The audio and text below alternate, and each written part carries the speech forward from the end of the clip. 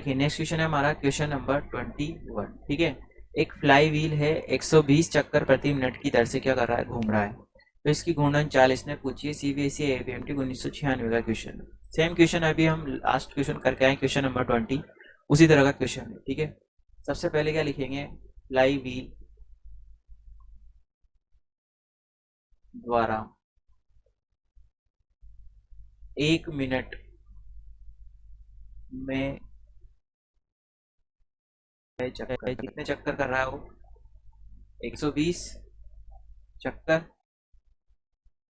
ठीक है, 1 मिनट में कितने, 120 चक्कर। और एक चक्कर में तय कोणीय विस्थापन कितना है, कोणीय दूरी हो सकता है, विस्थापन तो बोलना मत होगा। तय कोणीय दूरी कितनी होगी, 2 पाई रेडियन।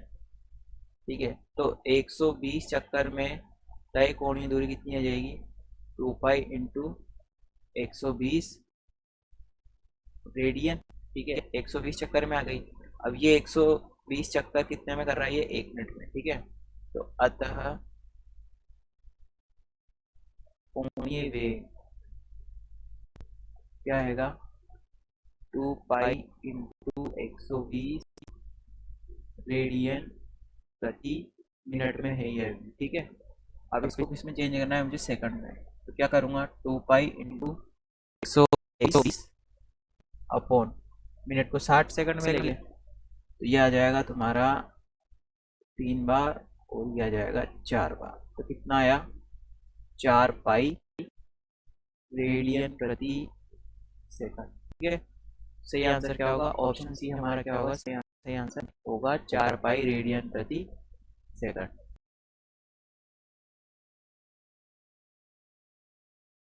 देखिए नेक्स्ट क्वेश्चन है हमारा क्वेश्चन नंबर 22। द्रव्यमान m, यहाँ इसने इसको बलागुण लिख दिया आई को। ठीक है, जबकि आई आपका क्या होता है, जड़त्वागुण होता है, बलागुण अलग चीज होती है। तथा कोणीय चाल ओमेगा वाली वस्तु का कोणीय संवेग होगा। सीबीएसई एआईपीएमटी 1996 में पूछा गया क्वेश्चन है। 4 ऑप्शन आपके इस प्रकार दिए हुए हैं। ठीक है, सबसे पहले सॉल्यूशन देखेंगे हम। तो अकॉर्डिंग टू क्वेश्चन, वस्तु का द्रव्यमान m, जड़त्वागुण I, कोणीय चाल ओमेगा। और कोणीय संवेग बराबर क्या होता है, जड़त्वागुण इंटू कोणीय वेग, तो आई ओमेगा। तो ये हो जाएगा आई इंटू ओमेगा। ऑप्शन ए क्या होगा आपका सही आंसर होगा। लेकिन देखिए, अगर आपको कभी घूर्णन गति और रेखीय गति में कंफ्यूजन हो, तो जैसे आप अगर देखिए एक बार यहाँ अगर लिखता हूँ मैं रेखीय गति, और इधर क्या आता है, घूर्णन गति। अब रेखीय गति में आपकी एक भौतिक राशि होती है, जैसे एक तो वेग होता है। ठीक है, उसके बाद त्वरण होता है, समय होता है। ठीक है, और क्या होता है, द्रव्यमान होता है, और त्वरण हो गया, द्रव्यमान हो गया, विस्थापन होता है। ठीक है, तो एक संवेग होता है पी। तो रेखीय गति में रेखीय संवेग को, तो रेखीय वेग को दिखाते हैं वी से, यहाँ दिखाते हैं ओमेगा कोणीय वेग से। यहाँ होता है ये रेखीय त्वरण, यहाँ होता है अल्फा कोणीय त्वरण, यहाँ होता है समय और यहाँ पे भी होता है समय। यहाँ होता है द्रव्यमान, इसको जड़त्वागुण से विस्थापित कर दो। यहाँ होता है विस्थापन, इसको कोणीय विस्थापन को आप थीटा से विस्थापित कर दो। ठीक है, यहाँ होता है संवेग, इसको एल से विस्थापित कर दो, ये संवेग, ये कोणीय संवेग। यहाँ होता है बल और यहाँ होता है बल आघूर्ण, तो इसको इससे विस्थापित कर दो। तो जितने भी आपके इसके सूत्र है ना रेखीय गति के, एक इसमें चेंज हो जाएंगे घूर्णन गति। जैसे F बराबर होता है आपका डी। ठीक है, तो इसी को उसमें चेंज करेंगे, तो F की जगह क्या लिखूंगा, तो बराबर क्या आ जाएगा, D L by D T. ये रेखीय गति के लिए, ये घूर्णन गति के लिए। जैसे F बराबर होता है m, जैसे घूर्णन गति में क्या जाएगा, टो बराबर आई और एक जगह अल्फा, तो बराबर आई अल्फा। जैसे आप इसका सूत्र देखिए, इसका सूत्र होता है P बराबर एम वी। तो मैं इसको घूर्णन गति में ले जाऊंगा, तो P की जगह क्या जाएगा, L, M की जगह I, V की जगह ओमेगा, तो L बराबर आई ओमेगा। ठीक है, तो आपको रेखीय गति के सूत्र याद करने हैं और उनमें इन मतलब पैरामीटर्स को प्रतिस्थापित करके रेखीय गति से घूर्णन गति के सूत्र निकाल लेना। ठीक है।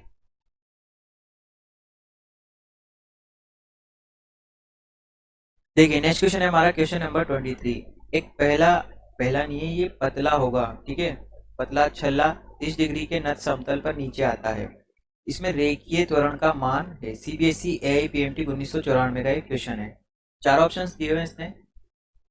देखिए ये आपका छल्ला कुछ ये नत समतल है, 30 डिग्री एंगल है इसका, और ये छल्ला है ऐसे नीचे आएगा, ठीक है। तो ये घूर्णन गति और रेखीय गति दोनों प्रकार की गति करेगा।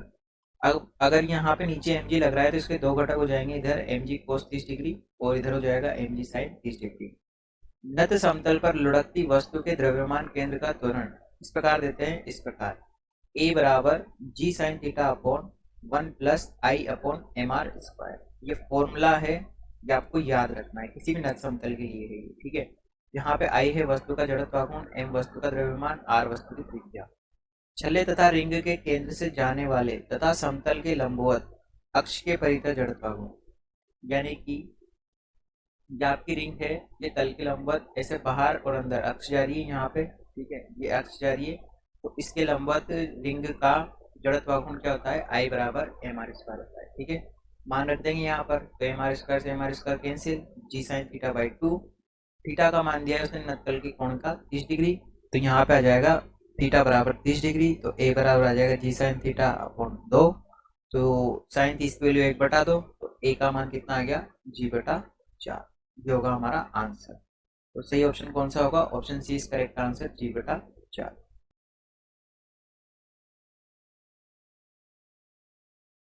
देखो नेक्स्ट क्वेश्चन है हमारा, एक बॉल मेज पर बिना फिसले क्या होती है, चलती है, कुल ऊर्जा का कितना भाग घूर्णन में लगेगा। सीबीएसई आईपीएमटी 1994 का क्वेश्चन है, सेम कर चुके हैं ऐसा क्वेश्चन। गोलीय बॉल की कुल गतिज ऊर्जा के बराबर K R plus K T, K rotational K translational, half I omega square half M V square, गोले के लिए आई बराबर 2/5 M R square. Same question पूछा गया है पहले भी। तो के बराबर आई की जगह यहाँ मान रख दिया, यहाँ पे आई का मान रख दिया, ओमेगा की जगह वी बाई आर रख दिया, कैलकुलेशन किया, 7/10 एम वी स्क्वायर आया। अभिष्ट अनुपात K R upon K T plus K R का, तो 1/5 M V square plus 7/10 M V square, तो यह आ जाएगा अपना 2/7। तो कौन सा ऑप्शन सही होगा, option B is correct answer होगा।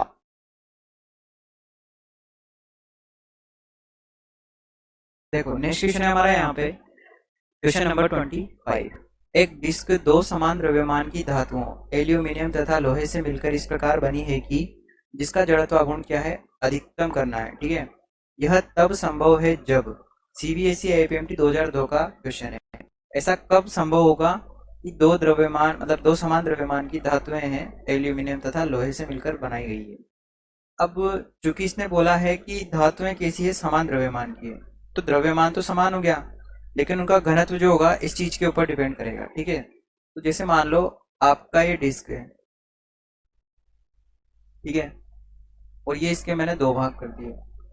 या तो इसने पूछा है कि यहाँ पे कौन सी धातु डालूं और यहाँ पे कौन सी धातु, ठीक है।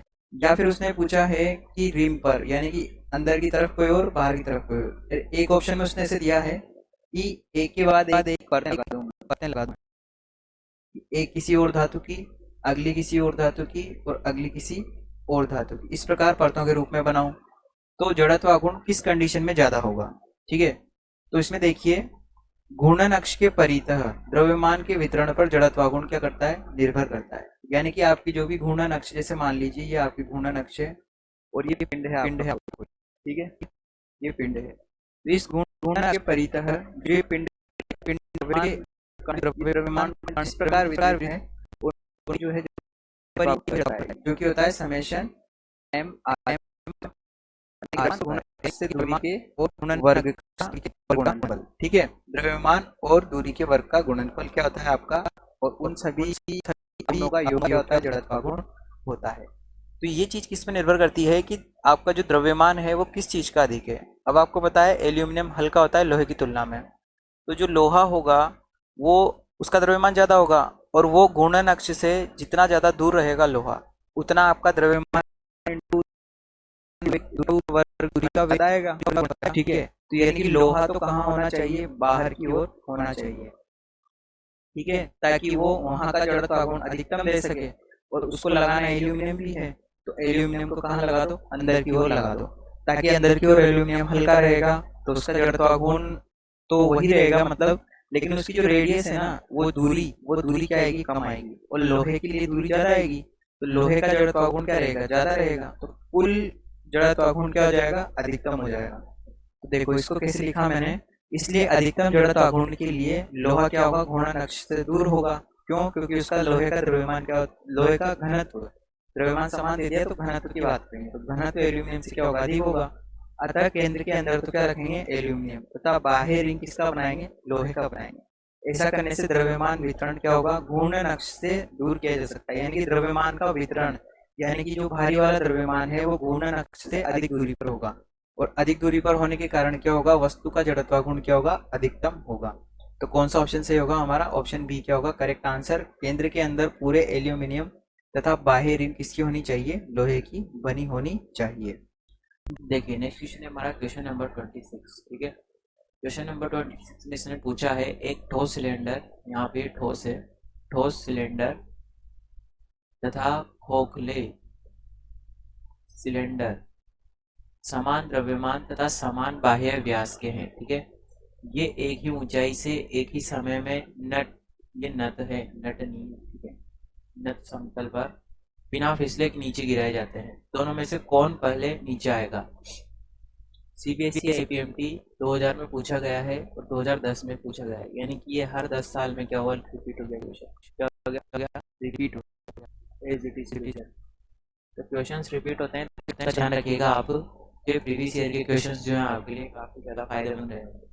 सोल्यूशन देखिए इसका, वेग के क्षैतिज घटक के कारण दोनों धरातल पर पहुंचेंगे, वेग के क्षैतिज घटक के कारण दोनों नीचे आएंगे, इसी दोनों के वेग का प्रारंभिक घटक क्या है, शून्य है। क्यों? क्योंकि प्रारंभ में कैसी अवस्था में, विराम अवस्था में, इसलिए दोनों एक साथ धरातल पर पहुंचेंगे तथा पहुंचने में लगा समय निम्न प्रकार हुआ, एस बराबर U T plus half A T square. तो एस मैंने ऊंचाई मान ली एच, और यू आई प्रारंभिक वेग वाई एक्स की दिशा में, और T plus half G T square. तो एच बराबर प्रारंभिक वेग 0 और ये हाफ जी टी स्क्वायर, तो यहाँ से टी स्क्वायर आ जाएगा मेरा 2h बाई जी। तो टी बराबर कितना आ गया, अंडर रूट में 2h बाई जी। यदि टी क्या हो, न्यूनतम हो, तो जी क्या होगा, अधिकतम होगा। ये किसके लिए लगता है, ठोस सिलेंडर के लिए लगता है। तो कौन सा पहले नीचे आएगा, ठोस सिलेंडर सबसे पहले नीचे आएगा।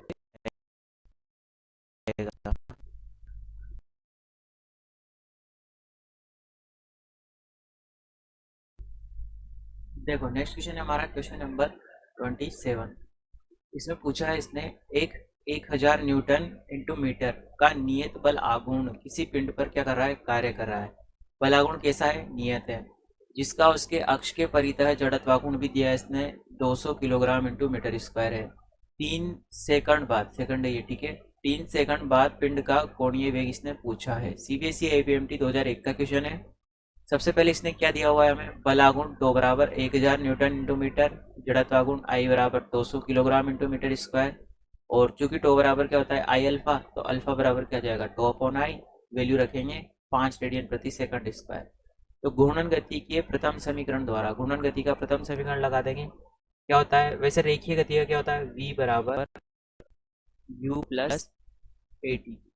अब यहाँ पे अंतिम वेग क्या हो गया, ओमेगा, प्रारंभिक वेग u था, यहाँ क्या हो गया, ओमेगा नोट, और यहाँ पे त्वरण था a, यहाँ पे आ जाएगा कोणीय त्वरण, और समय का समय दिया गया ओमेगा बराबर ओमेगा 0 प्लस अल्फा टी।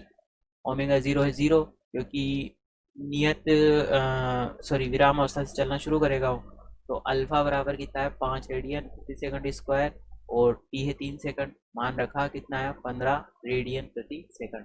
तो सही आंसर कौन सा होगा, ऑप्शन डी सही आंसर होगा, 15 रेडियन प्रति। देखो नेक्स्ट क्वेश्चन है हमारा क्वेश्चन नंबर 28।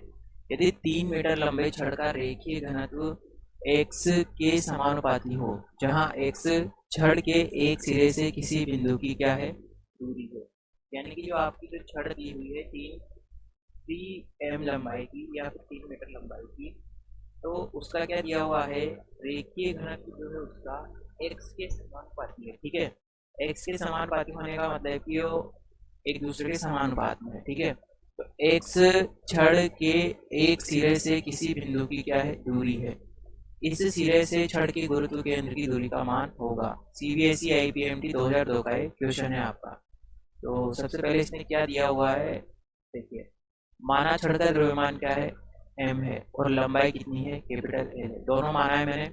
यह एक्स अक्ष के अनुदिश रखी गई है, ऐसे एक्स अक्ष के अनुदिश रखी है, जिसका एक सिरा x बराबर 0 पर तथा दूसरा x बराबर L पर है। ये वाला सिरा x बराबर 0 पर है, ये वाला सिरा x बराबर L पर है। फिर मैंने क्या किया, पी क्यू लंबाई का एक अल्पांश लिया, जिसकी लंबाई कितनी है, dx, अल्प लंबाई का। तो प्रति एकांक लंबाई का द्रव्यमान कितना है, m बटा एल, यानी ये तो है द्रव्यमान और ये टोटल लंबाई। तो एकांक द्रव्यमान का क्या हो जाएगा, कुल द्रव्यमान बटा कुल लंबाई। तो ये क्या गया, एकांक लंबाई का द्रव्यमान। तो एक्स अक्ष पर स्थित डी एक्स लंबाई के पी क्यू अवयव का द्रव्यमान, यानी कि इस यहाँ से लेके और यहाँ तक के भाग का द्रव्यमान, कितना भाग है, डी एक्स भाग है, ठीक है। तो डी एम यानी कि अल्प भाग है, तो द्रव्यमान भी क्या आएगा, अल्प आएगा, डी एम। कैसे आएगा भाई, एकांक लंबाई का तो इतना, और इतनी लंबाई का मुझे चाहिए डीएक्स लंबाई का, तो एकांक लंबाई के द्रव्यमान से डीएक्स को गुणा कर देंगे, तो कितना आ जाएगा, डीएक्स लंबाई का द्रव्यमान, जिसको मैंने किससे लिखा, डीएम से। और पी क्यू अवयव के निर्देशांक क्या है, एक्स, जीरो और जीरो। पी क्यू जो अवयव लिया मैंने, कितनी दूरी पर है ये, मान लिया चर दूरी, यहाँ से कितनी दूरी पर है, एक्स दूरी पर है। हमने थोड़ा बड़ा बना रखा है, बाकी बहुत छोटा अवयव है। इसके निर्देशांक क्या है, एक्स जीरो जीरो, और वाई एक्स और जेड एक्स पे निर्देशांक है नहीं, केवल एक्स अक्ष पे विस्तार है, इसलिए एक्स जीरो जीरो। तो छड़ के गुरुत्व केंद्र का एक्स निर्देशांक क्या आ जाएगा, x centre of gravity. X निर्देशांक आएगा इसका इंटीग्रेशन 0 से L एक्स डी एम और अपॉन इंटीग्रेशन डी एम, यानी कि नीचे तो टोटल द्रव्यमान और ऊपर क्या जाएगा, एक्स डॉट डी एम, ठीक है। तो ऊपर इसको सोल्व करेंगे तो क्या जाएगा, 0 से L X as it is, और डी एम क्या जाएगा मेरा, डी एम की जगह रखूंगा मैं M by L D X. कहाँ से रखा, यहाँ से रखा, ठीक है। उसके बाद ये 1/L बाहर आ गया, ठीक है। और जो ये 1/m था, m से m कैंसिल हो गया। उसके बाद एक्स डी एक्स बचा, उसका इंटीग्रेशन करेंगे तो एक्स स्क्वायर बाई 2 आएगा। इसको थोड़ा सा सोल्व करके देख लेना आप, तो ये आएगा आपका l बाई 2। अब दिया क्या रखा है इसने कि l का मान कितना है, 3, तो l का मान यहाँ पे क्या रख देंगे, 3, तो यह जाएगा 3/2, यानी कि एक्स सी जी बराबर 3/2, यानी कि 1.5 मीटर। तो गुरुत्व केंद्र की दूरी का मान कितना आ जाएगा, एक्स सी जी बराबर 1.5 मीटर, क्या होगा हमारा सही आंसर होगा।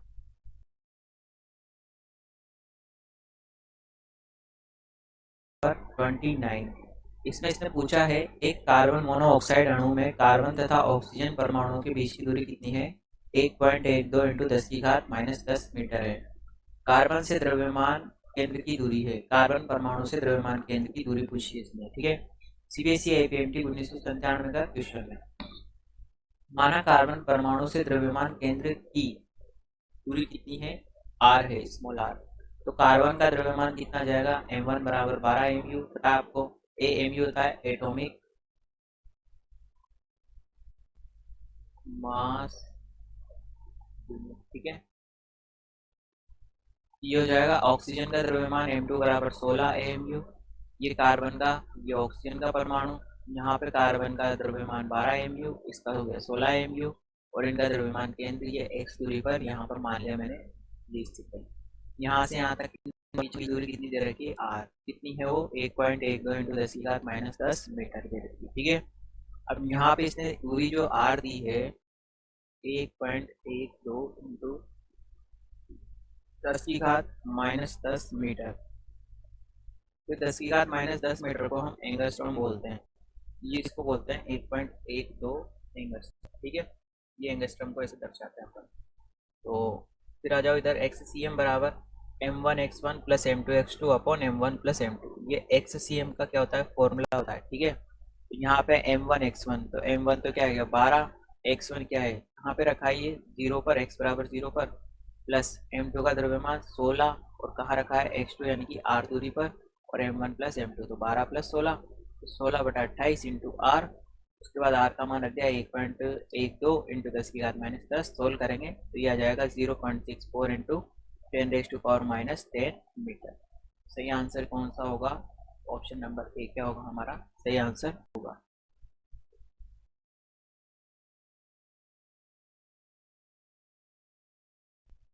देखो नेक्स्ट क्वेश्चन है हमारा, क्वेश्चन नंबर देखो नेक्स्ट क्वेश्चन है हमारा, एक भारहीन 20 फुट लंबी सीढ़ी एक दीवार पर क्षैतिज से 60 डिग्री के कोण पर लगाई जाती है। ठीक है, देखना आप इसको ध्यान से डायग्राम बनाना है, क्योंकि अपन को एक भारहीन 20 फुट लंबी सीढ़ी, ये सीढ़ी मैंने मान ली ए से बी, ठीक है, भारहीन है, 20 फुट लंबी है, एक दीवार पर क्षैतिज से 60 डिग्री के कोण पर लगाई जाती है। क्षैतिज से यानी कि एक अक्ष से कितने डिग्री पर, 60 डिग्री कोण पर ये यहाँ पे लगा दी। उसके बाद 150 पाउंड का एक व्यक्ति सीढ़ी के उच्चतम बिंदु से 4 फुट पर खड़ा है। ठीक है, ये 4 फुट पर, यहाँ से लेके यहाँ तक कितनी दूरी है, 4 फुट। बिंदु सी से लेके बी तक की दूरी कितनी, 4 फुट। और इस बिंदु सी पर कोई व्यक्ति क्या है, खड़ा है। ठीक है, तो सीढ़ी को फिसलने के लिए कितने क्षैतिज बल की आवश्यकता होगी। अब सीढ़ी, ये यहाँ खड़ा है तो सीढ़ी क्या होगी, फिसलेगी। अब फिसलेगी तो ये नीचे गिरेगा, तो ये इसको फिसलने के लिए यानी कि कितना बल लगा इस व्यक्ति, इसके द्रव्यमान से, कि ये है ना फिसल जाए, सीढ़ी इधर आ जाए। ठीक है, तो सबसे पहले माना चित्र में दर्शाए अनुसार ए बी क्या है, एक सीढ़ी है, ए बी सीढ़ी बना रखी है हमने, तथा सीढ़ी को फिसलने से बचाने हेतु क्षैतिज बल क्या कार्य करता है, एफ। यानी कि ये जो बल है, मतलब ये सीढ़ी है, कब फिसलेगी, जब ये इधर की तरफ बल लगेगा, अपोजिट साइड में। ठीक है, दीवार से अपोजिट साइड में, तो इसको उधर फिसलने से कौन सा बल रोक रहा है, ये एफ बल रोक रहा है। यहाँ पे ये वाला जो एफ बल है ना, इसको फिसलने से रोक रहा है। ठीक है, यदि व्यक्ति का भार डब्ल्यू है, व्यक्ति का भार क्या मान लिया मैंने, डब्ल्यू, तो नीचे क्या लगेगा, डब्ल्यू बराबर एम जी, तो मैंने एम नहीं माना, डायरेक्ट डब्ल्यू मान लिया। ठीक है, उसके बाद माना N1 व N2 क्रमशः धरातल तथा दीवार पर अभिक्रिया प्रतिबल है। ठीक है, अभिक्रिया प्रतिबल है, अभिक्रिया नहीं है, प्रतिक्रिया, प्रतिक्रिया प्रतिबल है। ठीक है, प्रतिक्रिया बल लगता है ना बल स्वरूप, तो वो वाला बल है। तो ये यहाँ पे इस वाले बिंदु पे तो लग रहा है ऊपर की ओर तल के लंबवत N1। ठीक है, प्रतिक्रिया बल तल के लंबवत, और यहाँ इस बिंदु पे लग रहा है प्रतिक्रिया बल तल के लंबवत इस दिशा में N2, या इसको मैं R2 भी कह सकता हूँ प्रतिक्रिया बल के अनुसार, इसको R1 कह देंगे। तो ये डायग्राम है आपका। ठीक है, फिर क्षैतिज साम्य अवस्था में, जब क्षैतिज अवस्था में साम्य अवस्था होगी, तो क्षैतिज में कौन कौन से बल है, एक तो F है और एक कौन सा है, N2 है। ठीक है, तो क्षैतिज साम्य अवस्था कब होगी, जब ये F किसके बराबर होगा, N2 के बराबर होगा। और ऊर्ध्वाधर साम्य अवस्था यानी कि ऊर्ध्वाधर y एक्स की डायरेक्शन में साम्य अवस्था कब होगी, जब N1 किसके बराबर होगा, W के, क्योंकि ऊर्ध्वाधर दिशा में दोनों बल हैं। ठीक है, तो ए के परितः जड़त्वाघूर्ण, यानी कि बिंदु ए के परितः, बिंदु ए कौन सा है, ये, इसके सापेक्ष अगर मैं जड़त्वाघूर्ण निकालूंगा तो N1 बल का निकालू मैं पहले तो। ठीक है, अब जब ये छड़ फिसलेगी, ठीक है, तो ये बिंदु ए फिसल के इधर आएगा, तभी तो रोटेशन होगा इसका, तो ये बिंदु तो फिसल के नीचे आ जाएगा और ये बिंदु फिसल के इधर चला जाएगा, यहाँ पे आ जाएगा। जब ये बिंदु यहाँ पहुंच जाएगा और ये बिंदु फिसल के नीचे आ जाएगा और डब्ल्यू यहाँ पे आ जाएगा, है ना, तो यहाँ पे ये डब्ल्यू के कारण क्या करेगी, छड़ रोटेशन करेगी। तो इस बिंदु से इस बिंदु की दूरी जो होगी ना, वो इसकी दूरी होगी, तो क्या आ जाएगा, N1 इंटू सी डी, जो कि किसके बराबर आएगी, सी डी के। ठीक है, तो बल इंटू दूरी, और यहाँ पे भी क्या आ जाएगा, N2 इंटू ओ बी, तो ये N2 और ये O और B, ये हो जाएगी दूरी। ये जब घूमेगी छड़, यूं ऐसे घूमेगी, तो ये घूमने के लिए दूरी क्या आ जाएगी, OB। तो त्रिभुज AOB में मैं क्या निकालूंगा, देखना, AOB कैसा त्रिभुज है, समकोण त्रिभुज। ठीक है, उस AOB में क्या लगाया मैंने, साइन 60 डिग्री, ये 60 डिग्री है, और साइन 60 क्या होता है हमारा, लंब बटा कर्ण, तो लंब तो क्या हो गया OB, और AB क्या हो गया, कर्ण। तो यहाँ से OB का मान क्या आएगा मेरा, AB साइन 60। इसी प्रकार त्रिभुज BCD में cos 60 बराबर CD बटा BC, तो CD बराबर क्या आएगा, BC cos 60। समीकरण 1 में मान रख देंगे इनके, किसके, OB के और CD के। ये CD और OB का मान मैंने यहाँ पे रख दिया। OB और CD का मान रखने से क्या मिला मुझे, OB और CD का मान रखने में मिला N1 into BC cos 60, N2 into AB sine 60। अब N1 तो किसको बैलेंस कर रहा था, W को, जैसे ये N1 को कौन बैलेंस करेगा, W, तो N1 की जगह W रख दिया। BC cos 60 का मान रख दिया, और N2 को कौन बैलेंस करेगा, ये N2 को कौन बैलेंस करेगा, F बैलेंस करेगा, तो यहाँ पे F आ गया, ये AB आ गया, साइन 60 का वैल्यू रख दिया।